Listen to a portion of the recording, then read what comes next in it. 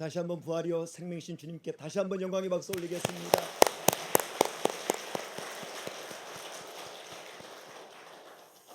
어느 깊고 조용한 연못바닥 진흙 속을 세상의 전부라 믿고 있는 애벌레들이 살았습니다. 친구들이 수면 위로 떠나 다시는 돌아오지 않자 두려움에 빠진 애벌레들은 한 가지 약속을 했습니다. 우리 중에 누구든지 저 위로 가게 되면 반드시 다시 내려와 그곳이 어떤 곳인지 꼭 말해주기로 하자. 시간이 흘러 약속했던 한 애벌레가 드디어 수면이 연꽃 잎에 올랐습니다. 그 순간 따스한 햇볕 아래서 딱딱한 껍질이 벗겨지더니 한 번도 상상해 본 적이 없는 눈부신 날개가 돋아났습니다. 진흙 속을 기어다니던 애벌레가 푸른 하늘을 마음껏 날아다니는 아름다운 잠자리로 거듭난 것입니다. 수면이 너머에서 일어난 일은 끝이 아닌 전혀 다른 새로운 차원의 시작이었습니다. 새로운 몸이 된 잠자리. 문득 연못 아래 친구들이 생각났습니다. 그래, 이 소식을 전해야 돼. 수면 너머의 세상이 사실은 이렇게 눈부시고 자유로운 곳이라는 것을 말이야. 잠자리는 친구들에게 이 기쁜 소식을 전하기에 물속으로 돌진했습니다. 하지만 잠자리의 몸으로는 더 이상 물속으로 들어갈 수가 없었습니다. 너무나 안타까웠지만 잠자리는 분명히 확신했습니다. 애벌레 친구들이 수면 위로 올라오는 날 자신과 똑같은 영광을 누리게 될 것이라는 사실을. 사람들은 누구나 예외 없이 죽음을 두려워합니다. 죽음을 삶의 마침표로 여기기 때문입니다. 하지만 성경적 관점에서 죽음은 삶의 마침표가 아니라 쉼표입니다. 죽음은 삶의 종착역이 아니라 환승역입니다. 죽음이 삶의 마침표가 아닌 쉼표가 되고 죽음이 삶의 종착역이 아니라 환승역이 되는 이유 단 하나, 죽음 이후에 부활이 있기 때문입니다. 일상의 현실에 뿌리박은 영성을 추구했던 헨리 나우엔, 죽음을 가장 큰 선물이라고 불렀습니다. 그 이유는 죽음 너머에 부활이 있기 때문입니다. 오늘은 2026년 부활절입니다. 사순절의 긴 터널을 지나 우리는 마침내 오늘 부활의 아침을 맞이했습니다.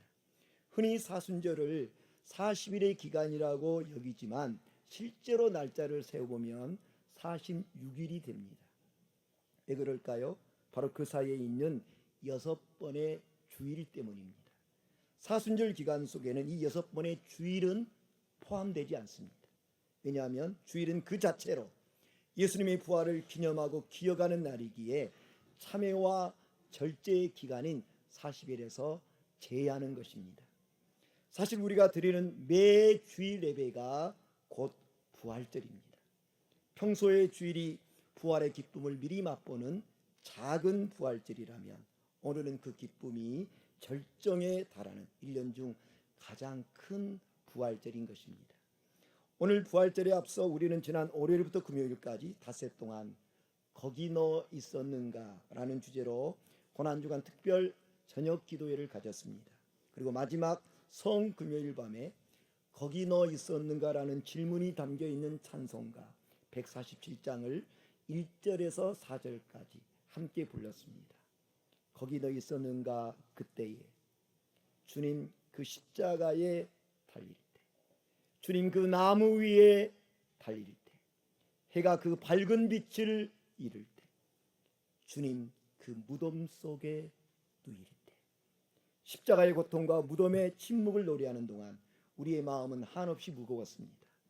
하지만 찬송 147장은 4절의 무덤으로 끝나지 않습니다. 우리가 그날 부르지 않는 찬송가 한 절이 있습니다. 그날 부르지 않았습니다. 바로 마지막 5절입니다. 거기 너 있었는가 그때에 주님 그 무덤에서 나올 때. 이 5절의 위대한 반전은 인류가 가진 죽음에 대한 의미를 완전히 뒤바꿔 버렸습니다.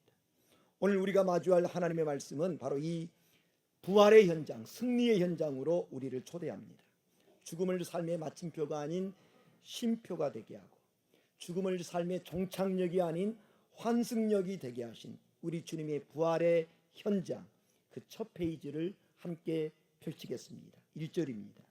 안식일이 다 지나고 안식 후 첫날이 되려는 새벽에 막달라 마리아와 다른 마리아가 무덤을 보려고 갔더니, 여기 안식일이 다 지나고 안식 후 첫날이 되려는 새벽, 이것은요 절망의 기나긴 밤이 끝나고 소망의 아침이 밝아오는 그 찰나의 순간에 대한 기록입니다. 안식 후 첫날이 되려는 새벽 미명에 예수님이 묻힌 무덤가를 찾아온 여인들이 있었습니다. 그들의 이름은 막달라 마리아와 다른 마리아였습니다. 십자가에 못 박혀 죽으신 예수님은 안식일 직전 제대로 된 애도도 없이 서둘러 장사되었습니다.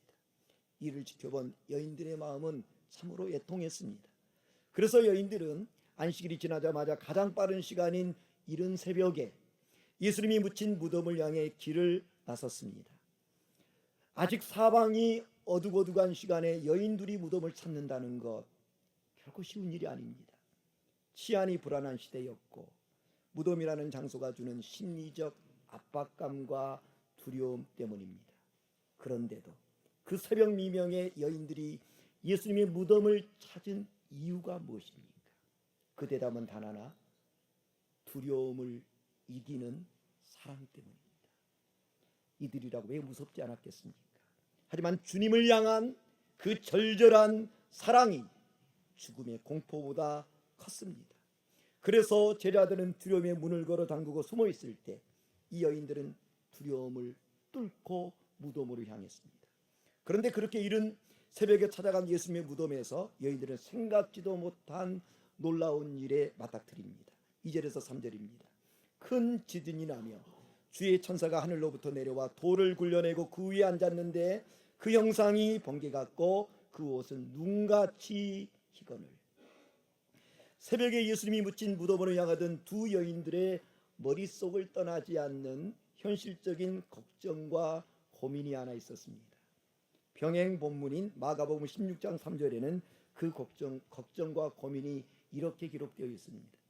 서로 말하되 누가 우리를 위하여 무덤문에서 돌을 굴려주리요 하더니, 당시 무덤 입구는 장정 서너 명이 달라붙어야 겨우 움직일 수 있는 거대한 바위로 가로막혀 있었습니다.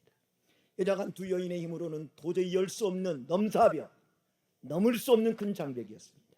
그래서 무덤을 찾아가면서 누가 우리를 위하여 무덤문에서 돌을 굴려주리요라고 걱정하고 고민했던 것입니다. 그런데 막상 무덤 앞에 와보니 여인들의 걱정과 고민은 쓸데없는 기우에 불과했습니다. 와보니 예수님의 무덤을 가로막는 큰 돌은 이미 굴러가 있었습니다. 주의 천사가 내려와 그 거대한 바위를 마치 작은 장난감처럼 치워버린 것입니다. 2절 말씀에서 우리가 주목해야 될 아주 흥미로운 구절이 있습니다. 주의 천사가 하늘로부터 내려와 돌을 굴려내고 그 위에 앉았는데, 바로 이 표현입니다. 주의 천사가 무덤의 돌문을 굴러낸 뒤 그 위에 앉았다. 이것이 무엇을 의미합니까? 인간에게는 결코 넘을 수 없었던 절망의 벽이었고 죽음의 마침표였던 그 바위가 하나님 앞에서는 그저 천사가 편히 쉴 수 있는 의자에 불과했다는 것입니다. 지금 우리의 걱정거리는 무엇입니까? 그 걱정거리 하나님의 권능 앞에서는 그저 천사가 쉬어가는 의자에 불과합니다. 우리를 가로막는 거침돌, 주 안에서 얼마든지 디딤돌 될 수 있습니다. 주의 천사의 갑작스러운 현현에 무덤을 지키던 경비병들은 극도의 공포에 사로잡혀 마치 죽은 사람처럼 굳어버렸습니다. 이 초자연적인 광경 앞에서 두 여인들 역시 두려움에 떨며 어찌할 바를 몰랐습니다. 바로 그 순간 정막을 깨며 여인들에게 들려온 주의 천사의 음성이 있었습니다. 5절입니다. 천사가 여자들에게 말하여 이르되 너희는 무서워하지 말라. 십자가에 못 박히신 예수를 너희가 찾는 줄을 내가 아노라. 주의 천사는 그 이른 새벽 예수님의 무덤가를 찾아온 여인들의 그 간절한 마음, 그 마음을 이미 헤아리고 있었던 것입니다. 내가 아노라, 내가 아노라. 이 음성이 우리에게 얼마나 큰 위로가 되는지. 사람들은 몰라도요, 누구는 아신다고요? 주님은 아십니다. 여인들이 그 이른 새벽 두려움을 무릅쓰고 예수님의 무덤을 찾아온 이유 단 하나였습니다. 십자가에 못 박혀 돌아가신 그 예수님의 시신에 향유를 발라드리고 싶었습니다. 그런데 여인들이 할 수 있는, 그것이 여인들이 할 수 있는 마지막 사랑의 표현이었습니다. 그런데 그날 여인들은 정성을 다해 준비해간 향유를 예수님께 발라드리지 못했습니다. 아니, 발라드릴 수가 없었습니다. 그 이유가 무엇입니까? 6절, 너무나 중요한 말씀 함께 읽습니다. 그가 여기 계시지 않고 그가 말씀하시던 대로 살아나셨느니라. 와서 그가 누우셨던 곳을 보라. 할렐루야. 이 얼마나 가슴 벅찬 소식입니까? 천사는 분명하게 전합니다. 그가 여기 계시지 않고. 그렇습니다. 그 무덤은 비어 있었습니다. 이는 인류 역사를 통틀어 가장 아름다운 부재의 현장입니다. 비어 있음이 이렇게 기쁠 수가 있다니. 예수님이 무덤에 계시지 않는 이유는 단 하나, 죽은 자 가운데서 살아나셨기 때문입니다. 여기서 우리가 지나쳐서는 안 될 매우 중요한 표현이 있습니다. 주의 전사는 단순히 그가 살아나셨느니라 라고 전하지 않았습니다. 뭐라고 했습니까? 그가 말씀하시던 대로 살아나셨느니라, 이렇게 전했습니다. 그가 말씀하시던 대로. 예수님의 부활은 어쩌다 우연히 돌발적으로 일어난 사건이 아닙니다. 그것은 철저히 약속된 말씀의 성취였습니다. 마태복음에 보면 예수님은 살아생전에 자신의 순환과 죽음에 관해 제자들에게 3번이나 공개적으로 말씀하셨습니다. 그런데 이때 주님은 자신의 순환과 죽음에만 예고하신 것이 아니었습니다. 죽음과 더불어 제3일에 살아나야 하리라, 부활의 약속도 함께 말씀하셨습니다. 그 말씀대로 예수님은 다시 사셨습니다. 우리가 믿는 부활, 사람이 만들어낸 신화가 아닙니다. 신실하신 하나님의 말씀이 역사 속에 그대로 성취돼 이루어진 사건입니다. 주님의 십자가의 죽음이 말씀대로 이루어졌듯이 우리 주님의 부활 역시 말씀하신 대로 이루어진 것입니다. 주의 천사는 그 부활의 현장에서 여인들을 초대합니다. 와서 그 누우셨던 것을 보라. 와서 보라. 와서 보라. 슬픔에 잠겨 무덤 안을 들여다보지 못했던 여인들에게 이제 눈물을 닦고 빈 무덤을 두 눈으로 똑똑히 확인하라는 것입니다. 정말 천사가 가리키는 그곳에는 예수님의 시신이 없었습니다. 주님이 누우셨던 그 죽음의 자리, 이제 명백한 부활의 증거가 되었습니다. 부활의 현장을 두 눈으로 분명하게 확인시킨 주의 천사는 이제 두 여인에게 지체할 수 없는 긴급한 사명을 부여합니다. 7절입니다. 또 빨리 가서 그의 제자들에게 이르되 그가 죽은 자 가운데서 살아나셨고 너희보다 먼저 갈릴리로 가시나니 거기서 너희가 배우리라 하라. 내가 너희에게 일렀느니라 하거늘. 주의 천사는 여인들에게 빨리 가서 이 복된 소식을 전하라고 명합니다. 그런데 여기서 우리는 한 가지 근본적인 의문이 생깁니다. 왜 천사는 제자들에게 직접 나타나 이 소식을 전하지 않고 굳이 이 여인들을 부활의 첫 증인으로 삼았을까? 당시 1세기 유대와 로마 문화의 배경을 이해한다면 이 선택은 매우 파격적인 일이었습니다. 그 시대의 여성의 증언은 법적인 효력이 없었습니다. 안타깝게도 여성들이 사회적으로 정당한 신뢰를 받지 못했던 시대였기 때문입니다. 만약 예수님의 부활이 누군가에 의해 치밀하게 조작된 이야기라면 당시의 문화적 상식으로는 결코 여성들을 첫 목격자나 증인으로 세우지 않았을 것입니다. 오히려 사회적 지위가 있고 영향력 있는 남성 제자들을 세웠겠지요. 역설적이게도 당시 사회에서 가장 불리한 증인이었던 여인들이 부활의 첫 목격자가 되었다는 이 사실, 예수님의 부활이 꾸며낸 신화가 아니라 있는 그대로의 역사적 사실임을 보여주는 가장 명백한 내적 증거가 됩니다. 하나님은 이처럼 세상의 약한 것들을 택하셔서 강한 것들을 부끄럽게 하십니다. 시대가 바뀌어도 부활의 복음은 여전히 누군가의 진실한 고백을 통해 사람들에게 전해집니다. 하나님은 오늘 우리를 부활의 증인으로 삼기를 원하십니다. 이 거룩한 부르심에 응답하기 위해 우리에게 필요한 것은 단 하나, 단순한 순종입니다. 내 생각과 형편을 따져보며 주려는 것이 아니라 나를 보내시는 분의 권위를 신뢰하며 즉각 발걸음을 떼는 용기입니다.